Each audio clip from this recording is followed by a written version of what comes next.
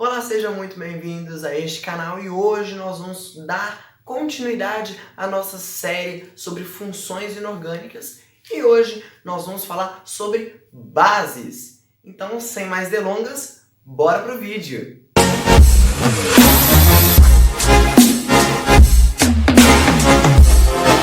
Muito bem, as bases possuem uma definição simples, que elas são o quê? São compostos que em solução aquosa se dissociam, liberando como principal ânion o íon OH-.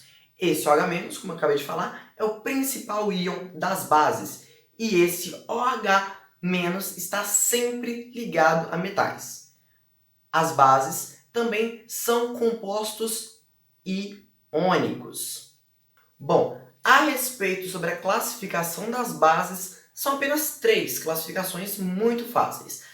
A primeira é quanto ao número de hidroxilas, ou seja, quanto ao número do OH-. Se você tem apenas um OH- lá na base, você vai ter uma monobase. Se você tem 2 OH-, você vai ter uma dibase.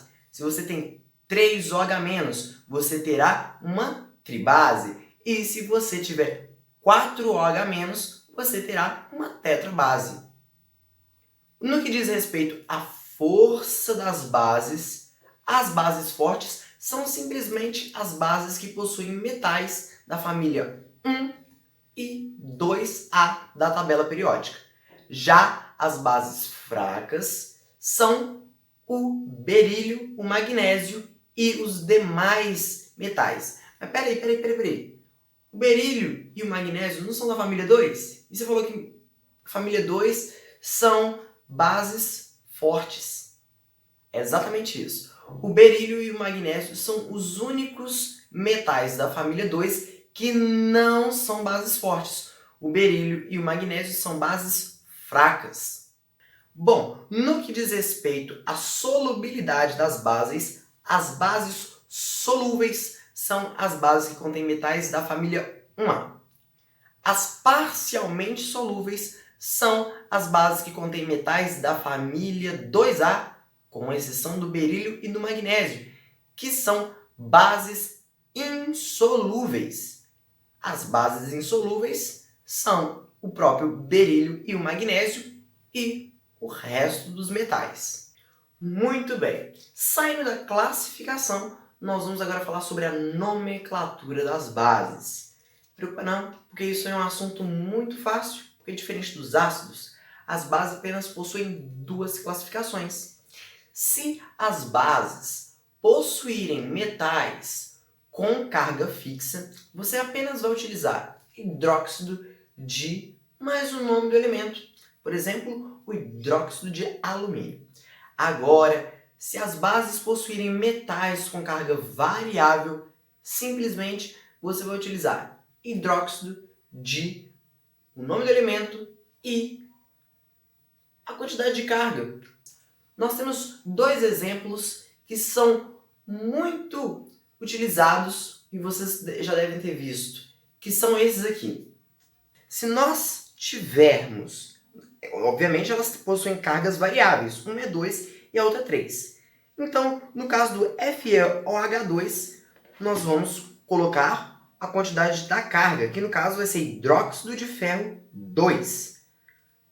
Ou, como ele possui uma carga mínima, você vai falar o quê? Hidróxido ferroso. Agora, no outro exemplo, o FeOH3, simplesmente você vai utilizar o quê? Hidróxido de ferro 3 ou hidróxido férrico. Agora, peraí, eu não entendi esse negócio aí do hidróxido ferroso e o férrico.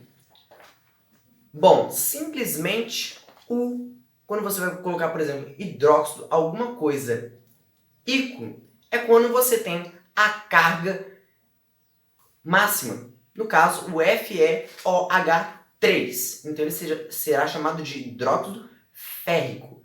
Agora, se possuir uma carga mínima, você pode falar que é o hidróxido de ferro 2. Ou você pode falar que é o hidróxido ferroso, que é um hidróxido o nome do elemento e a terminação oso.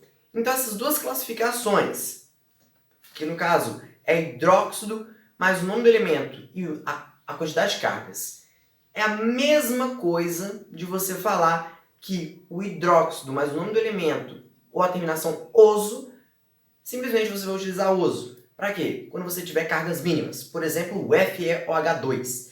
E para bases com grande quantidade de cargas, no caso FeOH3, você vai utilizar a terminação ico. Simplesmente é isso.